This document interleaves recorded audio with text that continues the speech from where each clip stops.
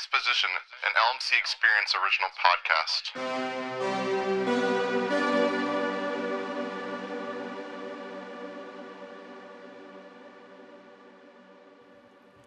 Hey, welcome back to the Exposition podcast. I'm your host, Micah. Angela Davis is a boss woman, Sims, and I'm here with my co-host, Drew Booth. Drew Booth, hello. Hi, guys.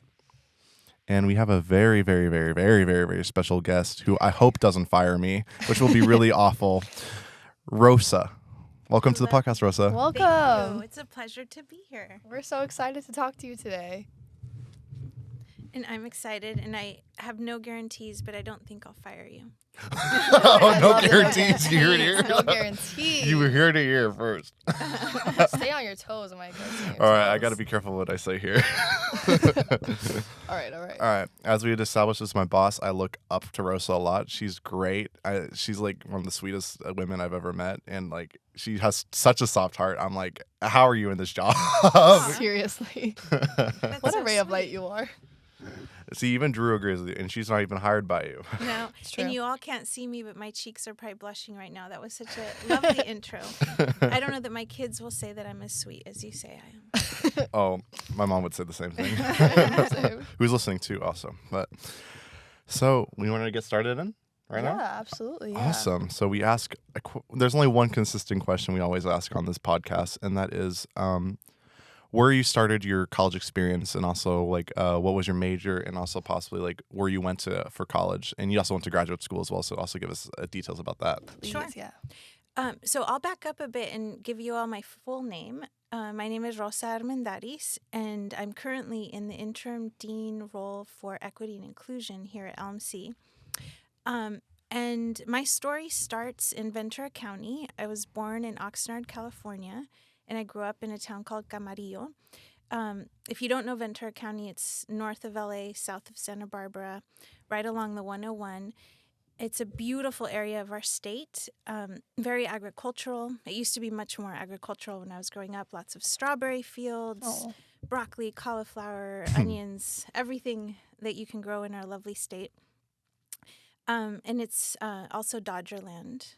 I'm a Dodgers fan. If you Oh, don't know. nah, get that out of here, bro. Nah. Big sports fan. That's right. I don't know that I'm a big sports fan, but there's something about the Dodgers. So I grew up in that area. My family had immigrated to California in the 50s. My dad worked in the dairies in Ventura County back when there were a lot of dairies. And my mom started working in the fields, and then I think over time moved into different things, childcare, raising family, the beautiful things that moms do. And I grew up in a very humble home, I guess I'll say it that way. We were immigrants. I had lots of cousins in the area. We grew up in a small town, so it was familia. Mm-hmm. And I went to Catholic schools growing up, St. Mary Magdalene in Camarillo. Mm. And I note that because I think it was a really unique experience. It kind of made me who I am in a lot of ways. But I was blessed with, I think, a very solid experience as a young kid. I started school without speaking English. Wow. And I still remember kindergarten. And it's interesting because my teacher in kindergarten called me Rose early on. And I didn't like that because my name is Rosa. But I became Rosie. That was kind of my way to adjust, I guess, and to find an identity that I felt comfortable with. And that's been my nickname ever since. And this is not the college story, but I think it's the beginning of the college story. Gotcha. So all of these experiences, growing up and feeling like I needed to really overcompensate in some ways and like prove to the world that I could do something, started with that, with these little experiences, or what felt like little experiences, but they were big. So once I got to high school, I was at St. Bonaventure High School in Ventura, and this was a time when we still had affirmative action. Mm. And I was in AP classes. I was doing a lot in my school, involved. And myself and a few of my other friends, we applied to lots of schools at that time, but I got into Stanford University. And that was the school I chose. Hmm. But part of the dynamic for me at that time was that people then said, you got into school because of affirmative action. You got into college because of affirmative action. And I knew I did not get into school just because of affirmative action. It's one of the things that opens the doors maybe for students like myself, first generation students. But people were really ignoring everything else that I had done and all the work that I had put into it. But anyway, all of that to say, I went to Stanford University. And I studied Spanish literature and American studies. We didn't have a Chicano studies major, an ethnic studies major, so that's kind of where I landed. I created my own major. And then after undergrad, I decided to take some time off before going to graduate school. And I worked in a variety of things. And then ultimately, I ended up at St. Mary's in the Graduate School of Education. That's awesome. That's I very would love to hear more fascinating. about your Stanford story a little bit later on. That's a very Sure. fascinating for me personally, considering how prestigious the college is. You didn't tell me about this at all. That's That's a crazy story. It's an interesting story. It is. Do you want to get started with your questions, or should I? I wanted to actually, because I wanted to. We were going to ask something about transfer in a little bit, but I really wanted to ask you about affirmative action because I was like, wasn't thinking about it in my notes, but I was just curious how you did feel about this decision by the Supreme Court, and also like it limiting definitely people like of color and to getting into college or opening up the door for college. I was just curious what your thoughts on that was. What's interesting, I don't know that I was thinking that I was going to talk about it, but as I told my story, it came up for me that because I do remember that being a really big controversial issue when I was in high school. And here we are Right back so again. many years ago. But now it was also a Supreme Court decision, right? Prop 209 happened when I was in college, when California ended affirmative action. And I think that was my senior year in college, and it was a big deal. We were devastated at that time. And the state has regressed in a lot of ways since then. We've seen the number of students, especially Black students in some of the graduate programs and at prestigious universities like UC Berkeley, the numbers have never gone back up. And that's not because students aren't smart, and it's not because students aren't trying. It's because our systems are broken, right? So my thought is, I know there's a lot of controversy over it, but we've had affirmative action for other populations historically. There's lots of, there's legacy programs, there's money that makes a huge difference in what you do with your life. Yes. And those have opened the doors for people for generations, but we're not talking about that often, right? We don't look at that because we don't want to disrupt the system. But when it comes to students of color, we do have issues. Absolutely. And I think the other myth is that students or people in the employment world are not qualified, but they're getting the jobs only because, or getting into schools only because they're a certain race or a certain background. And that's a myth. This is only, it's set up so that the door opens for us at least to be considered, right? That's what affirmative action is about. My grades were just as good. My experiences were just as valuable. But I may not have applied to schools because I didn't know about it, or because my parents maybe would have been too nervous about how we were going to pay for school. So had I not received financial aid and scholarships to go to Stanford, I wouldn't have gone. But there were programs set up at that time to support a student like me. And it has changed my life forever, right? And that's what affirmative action was about, is about making sure that students have access and have opportunities that others have benefited from for many years. But we're not always looking at it that way. Why do you think that? Why do you think we're not always looking at it that way? These are hard conversations for a country to have, but I think it's because of racism, what we call institutionalized racism, right? Our systems are set up in a way to produce the outcomes that we want.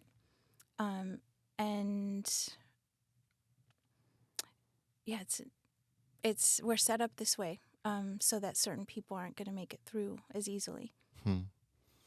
Why do you think we, at least back then, I mean, this is more like an anthropological and like sociological question, but like, why do you think at least like that they set it up like this? On purpose. Yeah. Perfect.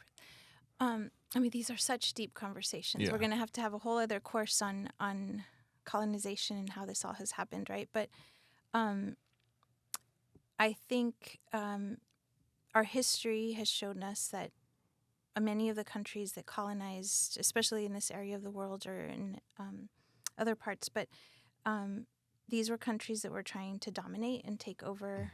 And we set up a system that was based on the color of our skin. So there's a hierarchy of how the system works. And for many BIPOC communities, we're at the bottom of that, right? And we're the ones that are working and kind of carrying the weight of society in a lot of ways. So affirmative action is trying to break that open and crack it so that more people have opportunity in our system where education does open the doors for you. And at least in our modern world, right, it does make a difference in what happens to your life trajectory. There's health consequences, there's financial consequences. It changes the trajectory of your family. Not to say that others who don't go to school aren't going to make it. Like, there's lots of opportunities, but it's a lot harder. For sure. Speaking of family, I wanted to ask what the family role for you personally plays on your role for success. How important is family to you? Family has been a big part of my life. But I've also kind of learned, how do I describe this? I don't take it for granted because, unfortunately, both of my parents passed away. My dad, when I was in high school, he had cancer and he died right before my senior year in high school. And then my mom was right in my senior year of college, so within 4 years of each other. And these are things you don't expect are going to happen to you, especially when you're young, right? But I think it taught me not to take things for granted. I value and I have great memories of them, and all my life lessons come from what they've taught me. But it also taught me that family is much more than just your nucleus, your parents and your siblings. And my brother is still a big part of my life. But it taught me that family was the extended family I had and the community that I grew up in. So many of my best friends from college I consider my sisters, or my very close friends. So my definition of family has really expanded. And that's a really important lesson, I think, for us here in a community college, that you make family wherever you go.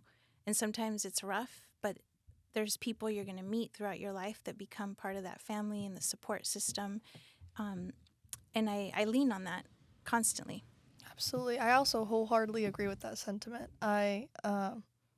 Personally, I don't really have strong familial structures in my life, but the found family that I have is what has brought me to where I am today, which I'm really grateful for. So I think the people that we find along our path are those are the ones that are special, the ones that you choose to keep in your life.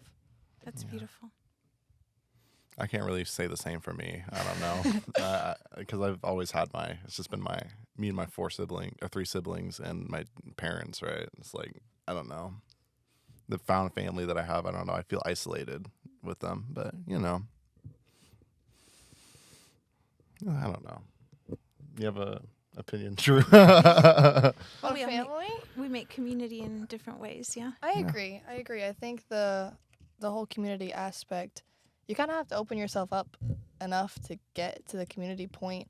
You have to be vulnerable enough to say, hey, I don't really know where I'm going or what's going to happen next, but I would like you by my side whatever is coming after this. It takes a level of bravery, I think, in order to get to that place. I know it does for me. Yeah, and trust. Lots of trust. Right. Especially for people who aren't actually your blood-related family. Work on your trust, Micah.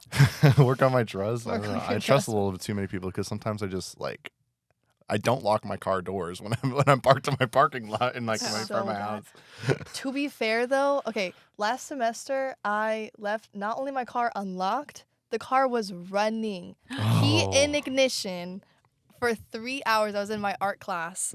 I just totally In the campus parking lot? In the campus parking lot. And it was there when you went back It was out. right there when I came back out. It was right by the bus stop too. Like it was over there in Lot Oh A, my over gosh. by the bus stop, like by the regular road, running all day. It was I think fantastic. you're very lucky. I was incredibly lucky. And the battery was still going. Yes, someone was like, "It's not your day," and I was like, "No, it is my day. It is absolutely my day. This could have been stolen, That's or it could have great. died. It was totally fine." I think you need to slow down.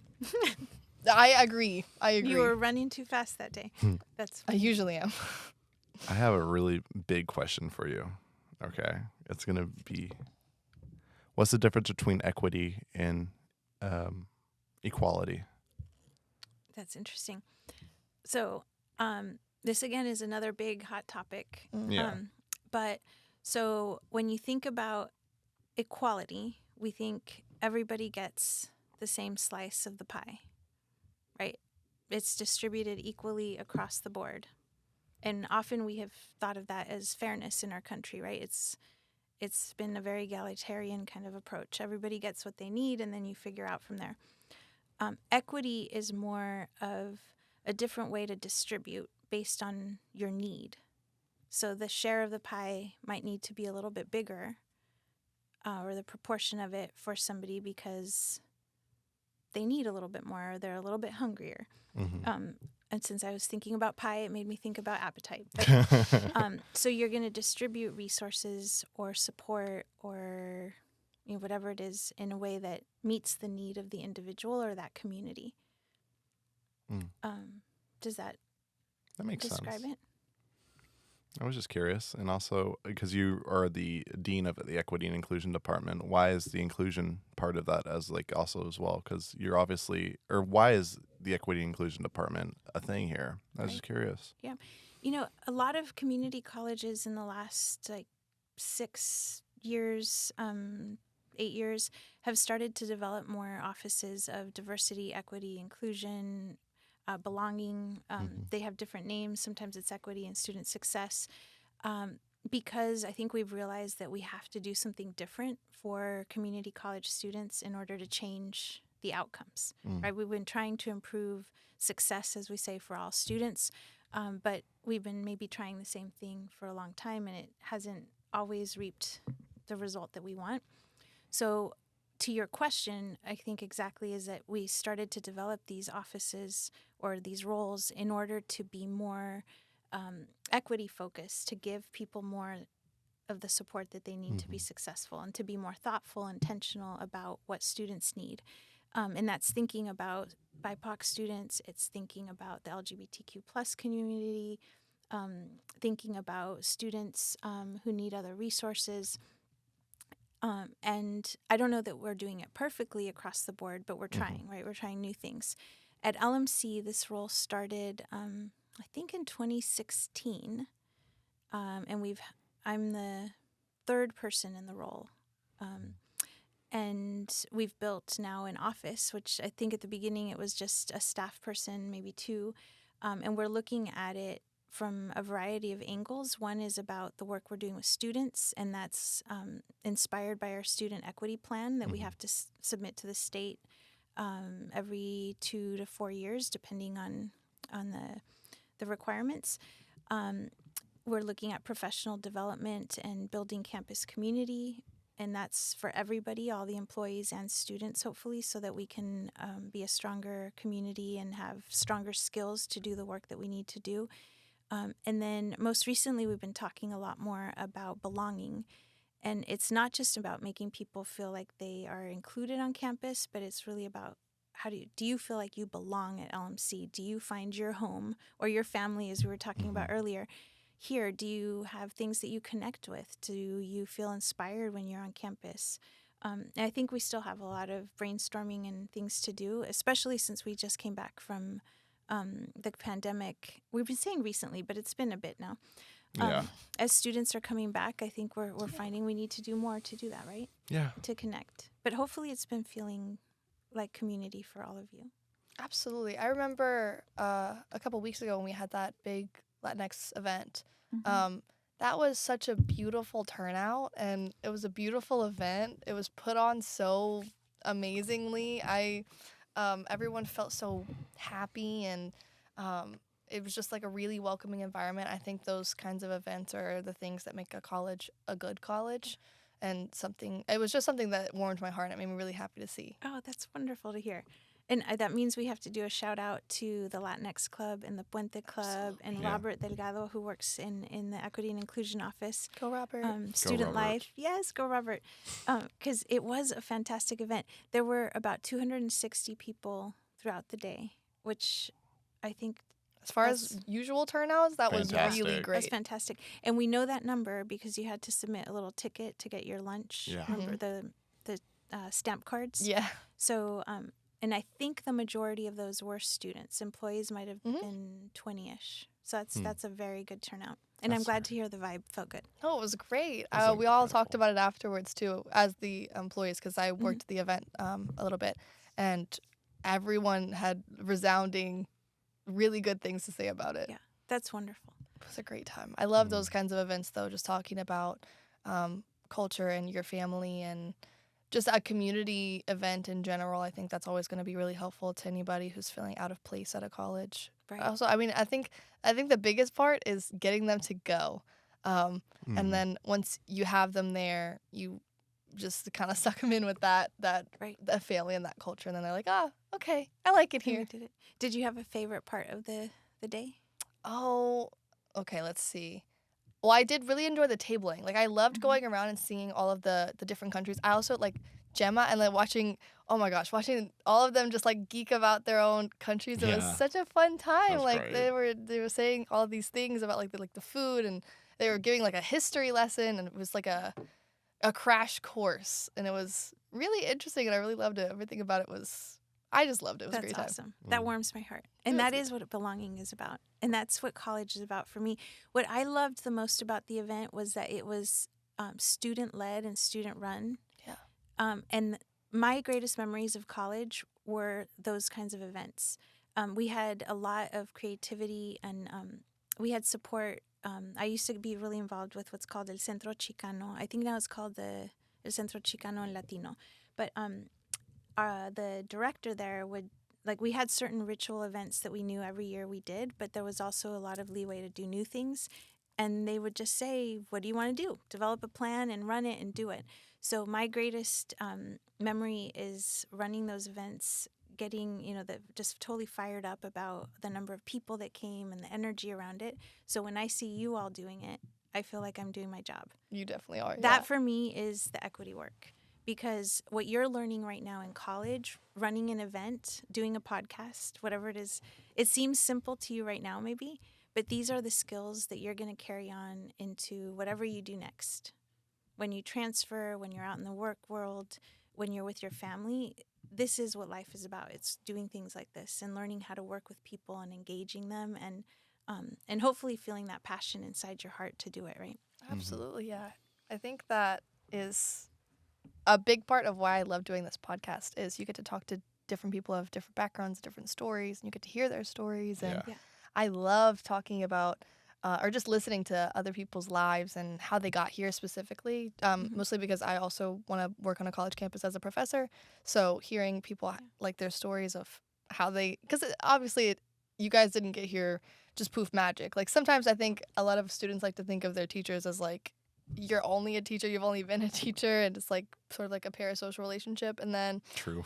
yeah, you just kind of True. feel like it's just like oh, that's my professor, he doesn't have a life, like I can't picture it like him in the grocery store or something. Like, but like whenever That's really funny. whenever they come here and they tell their stories and they're like, here's my life, it's, I don't know, it's like opening a door, and I like that. It's like bridging the gap, which I really, really enjoy, because I feel like in the classroom there's always going to be, or even in college in general, I feel like there is a gap between students and administration. And when there is a bridge between those two communities, I really enjoy those people mixing together and having that shared community. I really enjoy Right. that. That's great. I mean, I totally agree with you. I mean, I literally saw, if you know Jen Saito, I saw her perform with her band just a couple weeks ago. Oh, how was that? Oh, it was great. I love that. She has an incredible voice, but it's like especially as someone who's part of honors and also equity and inclusion, obviously, because that's my department I work in with as well. It's just kind of like, it's very interesting to see y'all have lives. It is. As I'm like, We do. yeah, I don't know. It's very interesting, especially like it's like, I see Simone coming out with her kid or whatever, like every single day. By the way, Simone, come back on. We would love to have you again. Yay. We love talking to our She's professors. wonderful. Yeah, Yes. she is. Like, And Jennifer is very talented. Oh, We have yeah. lots of talented people across the campus. totally agree. Definitely. Totally. I wanted to ask you another question that was like, a little bit harder, unless we want to have a little more of a light question from Drew. Let's see. Well, mine are. You know what? I do actually kind of want to know this. What is your philosophy on education? Why do you think education is important? Why do you think college is important? Why do you think people should go to college Mm-hmm. in general? And why do you think that despite adversities, you should push through and persevere through it? In short, I believe education is transformation. It opens so many doors for you. And I don't know if you're familiar with Paulo Freire. He's an educator, a Brazilian educator. Paulo Freire? Yes. Pedagogy of the Oppressed. Yes. Yes. And I probably said the last name the way I say it in Spanish. But yes. So we learned together. Pedagogy of the Oppressed. So you are familiar. Bell hooks, though. No. Teaching to Transgress is a bit better. Teaching to Transgress is wonderful. So those two, if you have not read those two books, you have to read them. Good to Because know. it's the why. So education is power. And it's not about, for me, it's not about the level of education. I think in our modern society, especially in the United States, we often introduce ourselves by what our profession is or what we do. Mm-hmm. And, you walk into a room and it's like, oh, who are you? And what do you do? That's not what it's about for me, even though titles are important in our system. We know that. But for me, it's more about what you learn through the process of going through education and how you transform as a human being. And it just changes your whole perspective on the world. It changes your relationship to each other, to humans, to the way we work together. And Pedagogy of the Press is about that. It's about empowering people to be able to tell their own story, to be able to run their communities and speak up for their communities. And I think there's been so many examples of that. Rigoberta Menchú in Guatemala, right? Empowering indigenous women and indigenous communities. There's other folks throughout history that you guys should read. Gabriela Mistral is another fantastic educator from Mexico from the early part of the century. But all of that is about, for me, it's about empowering yourself to become the best person you can be, and then taking it back to your community and making changes. And for me, education transformed everything that I've been able to do, and I feel like I owe it back to my community to give back. Sometimes it's a very emotional conversation to have for many of us because we come from, like I said earlier, very humble beginnings. And when I left for college, I remember a lot of the elder women at our church giving me $1 or $2 for my college fund. It's hard to talk. I know it was so cute, but that Love that. $1 or $2 or $5, whatever it was, for them that was taking something out of their monthly budget, But they were investing in me to go make something out of myself and to come back. And I still have such memories of that. It's hard not to cry a little bit because I felt very responsible for coming back to my community. I didn't move back to Ventura County. Obviously, I live in the Bay Area now. Right. But I've created community here, and I am using those tools now to make sure that more of you continue the work. Because the other part of it for me with education is that I probably in my lifetime am not going to see all the changes that I want to see. For sure. We're going to make a dent, but you're going to carry on that work, and the next generation that you influence is going to carry on that work.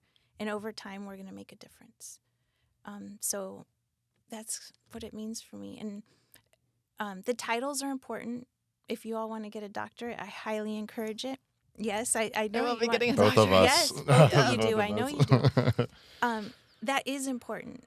The end goal is not the doctorate, even though you want to finish it. The end goal is what you do with that and the lives that you influence. Mm-hmm. And that's what my philosophy is about education. I love that answer. That was There's no perfect answer, but we each have an answer to it. I mean, that's pretty perfect. I don't know what That you're was talking pretty about, good. Rosa. Pretty I don't good. know what you're talking about.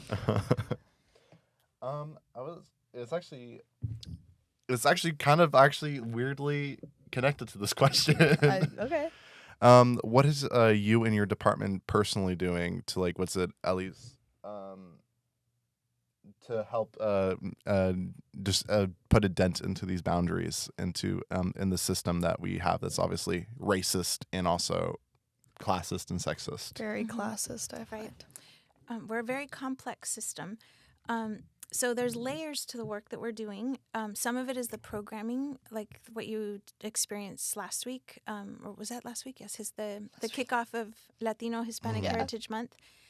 So like we were talking about the importance of belonging, in order for students to engage, you have to feel like you can see yourself in the college environment you're in. You want to feel invested and connected, and you want to have fun. Mm-hmm. So a lot of the activities are in partnership with Student Life or other areas of the campus to build programs like that. And we're looking at Black History Month, or what we call Black History Month 365. Mm-hmm. Every day is Black History Month. We have an APITA group looking at the Asian Pacific Islander Desi community and programming there. We have a Pride 365 group that's looking at creating more on campus, and among others, right? There's lots of activities. So that's part of the student experience. Then there's also pieces around the academic experience. And through our equity plan, we've identified what we call our disproportionately impacted groups. So students who we have not served as well as we can, and we want to do better as a campus community to make sure that students who come here reach their academic goals. Mm-hmm. So in the population that we're specifically working on is supporting Black students, Black male students in particular. My philosophy as well is that if a student comes to the community college and is willing to enroll and take classes here, it's because they want to do something with their lives. People don't usually just show up here by accident. Mm-hmm. So we have a responsibility to support students and make sure that they can get there. So we're looking at what's happening in the first year courses. We're looking at what's happening with persistence. If students stop coming after the first semester, why? Can we get them back in the spring? Is it that they got discouraged? Is it that something happened? And then there's also a whole other layer of supports that you all have heard about, and I know you know about them for sure. We have an equity tech program, so if part of Love the that issue is program. that they don't have a Chromebook or a laptop or a hotspot, we have some for students to borrow. And then there's a whole basic needs initiative for students to support with food, with mental health supports. And there's a lot going on campus around that with timely care, which we can talk about separately too if we need to. But so we're looking at the whole experience for students. Obviously, my office can't do that all by ourselves, so we partner a lot with different areas of the campus to try to make a dent on those issues. Mm-hmm. But it also takes students to tell us what's working and not working for you, because we don't know all the answers exactly, and that's what I love about working with all of you, that we get to be creative with you and hear a little bit about what's happening in your lives so that we can make the experience here better. Sounds great. Absolutely, yeah. I know a lot of students who are either working full time or they don't have a car, or there are so many people that I can list off the bat who have adversities trying to get here in general, and then also whenever they do get here, maybe not feeling as supported as they might need to, and then this is when we suggest these amazing programs that we have like EOPS and I also just heard about the Brothers of Excellence. I love that program. I think Andrew Murphy is heading that. He is. I have been telling everyone about that program since he told me about it. I think that's a wonderful program that you guys have instilled in the community so far. What's Brothers That's of great. Excellence? I think so. The premise of it, I don't know too much about it, but I think the premise of it is for Black males on campus and supporting academic excellence and like I think personal excellence in general. I think it's when like they meet and they talk and they, I guess, to kind of lift each other up, which I think is so sweet. I think I really also Andrew heading it makes total sense to me. He's totally the guy for that job. That's right. You did a really good job describing it and selling it. I didn't even mean to sell it. I just really love the idea. It's a wonderful idea, especially considering that you're trying to get more of, like you said earlier, the Black males on campus to not, to feel included on campus. And I think it's such an important, I think having spaces for people who feel out of place in life in general is so important at a college because you come to this new place and you don't even have to be here. Nobody has to be at college. So I feel like the thought is constantly looming in the back of somebody's head, like especially if they don't feel welcome. They're like, I don't even have to be here. I don't even have to do this. Right. But having those spaces where you're like, I want to be here. I want to do this. I get to do this. It's a privilege for me to do this. I think to me, I know specifically for me, the Pride Alliance group has been so helpful to me. I love everyone that I've met there. I'm actually the vice president of that. Shameless plug. You should join. And it's been like having those groups is just like, it's different from last semester and the semester before. Like for me, just joining those communities, I think it's been life-changing. That's great to hear. And I'm excited that you're a leader and involved. And I will also plug the Brothers of Excellence program. And Andrew's doing a wonderful job, as you noted.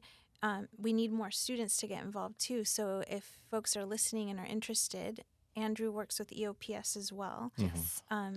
And a lot of the students in that program are also connected either with Umoja or they're athletes or they're part of EOPS. So you don't have to pick only one program. Yeah. Each one offers you different supports or different connection to campus. But this particular program I think is great for young men who want to develop their leadership, maybe need a place to go bounce some ideas, probably have fun a little bit.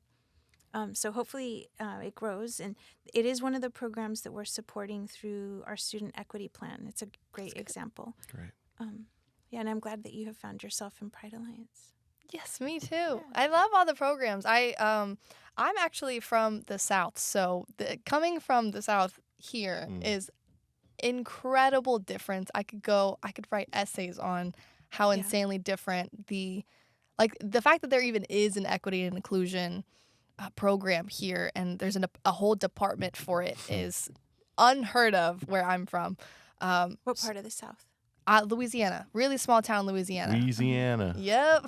Louisiana. And that's where I grew up. I also grew up in half of my life was in Dallas, Texas, and the rest of it was in Louisiana. So deep South, we're talking. And I remember posing this to my principal. It was a problem that I had noticed. I want to say like sophomore year, in the middle of sophomore year. I noticed that I'd say like 80% of our students were white. And then I asked the question, why is that? And then I realized that our communities had sort of like segregated itself, I guess. And then I asked the principals and leaders what we could do about that. And they just kind of shrugged their shoulders at me. And they were like, well, there's nothing we can do about it now. You just have to live in this world. And then I remember visiting California a couple years ago, and it's like my eyes were opened. I remember seeing there were people, all kinds of people everywhere. There were all walks of life, and I remember thinking how beautiful that was and how amazing, like how everyone would just mix and meld together, like in a little pot, and they were just getting along. And it was, to me, it was like unheard of. It was a magical experience. And then that's when I knew I wanted to live here and move here, and I feel like I belong here more than I ever did there. California is a great place. I agree. We're complex too, but we're a great state. It's true. I mean, except for like the people up here, they speak too slow. I hate it.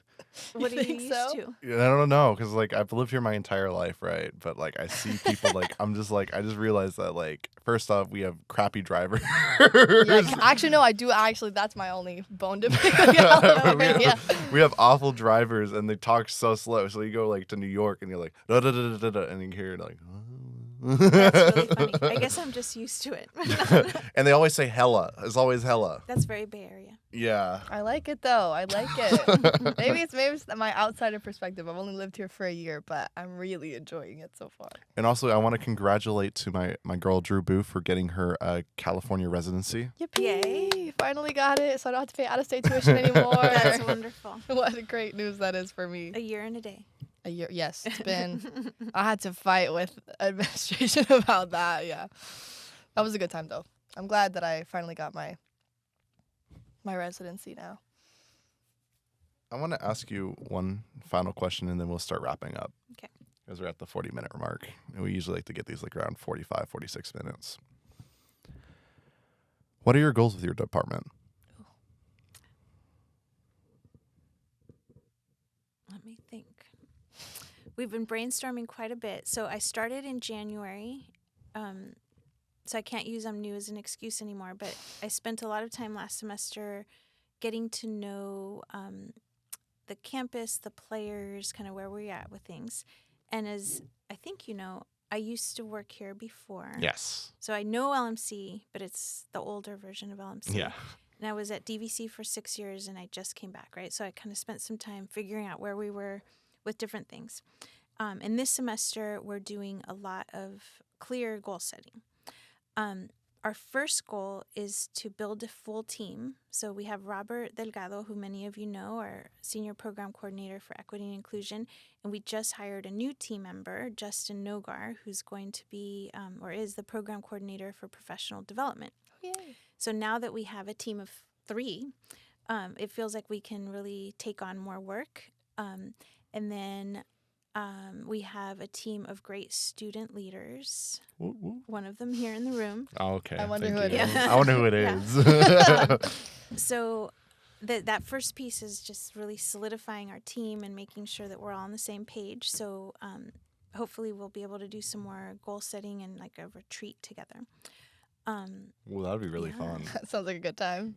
And this coming semester for the spring, we're hoping to continue to launch more programming. So we have a full calendar that we've built with Student Life that we're calling it the Identity and Heritage Month team. And we're looking at what we need to do for every month of the year. What are kind of those special identities, heritages that we want to recognize, celebrate? It doesn't have to be the same every year, but we need some kind of a roadmap. So that's rolling out. And then we're also looking at more activities for the employees of the campus to improve our knowledge and like how we feel equity and inclusion and belonging. Mm-hmm. And then what do we do with that? So you'll hear more about those activities. And then there's a whole body of work called LMC Pathways, Guided Pathways. And we're thinking about how to roll out that next phase of the work. And this all sounds very much like a list, but Can be. and there's another big area that we're still thinking about how to roll out, but we'd like to re-engage with an anti-racism campaign across the campus. Ooh. To think That's a about great idea. how we really engage that as a campus and what we're doing to be the best LMC that we can be. Awesome. I'd actually love to be a part of that if that's cool with you. That would be cool. Because Ditto. we're building it as we go, so you can be part of the team. Yay! Yeah, I'm excited about that. Okay, so we have a few shout outs that we have to do first. First off, we have to do LMC Recording Arts for letting us record here. They're the best. We love you. them. Thank What's his name you. again? Yeah, whatever. What? We would like to shout out the Brothers of Excellence now because I didn't know this is a program on campus. That seems like a great thing, and I'm happy that we started that. Maybe I'll join it. We'll see. We'll see. As a black male, but I'm doing just fine, so we'll see. I think it'd be a good time. It seems like You something. could good. mentor new students. There you go. You There's a would good do good at idea. that. I'd be decent at that. And there's another thing. We would also like to shout out Cindy in the journalism department. Go Cindy! Cindy's great. We love Cindy. We love Cindy here. She's like my grandma. She's great. Aw, she's so cute. I love her. Obviously, shout out to Rosa for coming, but we have something else you have to do before you leave because it's the other only thing that we make our guests do every time. Is tell us what's going on in your life. So you have this space to say anything you want, whatever you want. Oh my gosh. Well, I guess I have to brag about the two other big loves in my life. LMC is one of the big loves, but I have two children, Diego, who's 11, and Elias, who is 9, just turned 9 in August. And so when I'm not here, I'm usually rushing around to take them to soccer practice or at a tournament in like Lathrop or Stockton or somewhere. And they fill my heart. And everything that I do is for you all here at LMC and for these two young men who I hope will be just as wonderful as you guys are. Aww. And one day, maybe we'll be doing a podcast or something cool. Who knows what will exist in 10, 15 years. You're right. Yeah. So you're Superwoman. Well, I don't know. We try to be. Yeah. And hopefully you all get to meet them one day when I bring them to campus. That sounds great. Yay. Yeah. That sounds like a great time. Alrighty. Thank you for listening. We'll see you next time. Bye.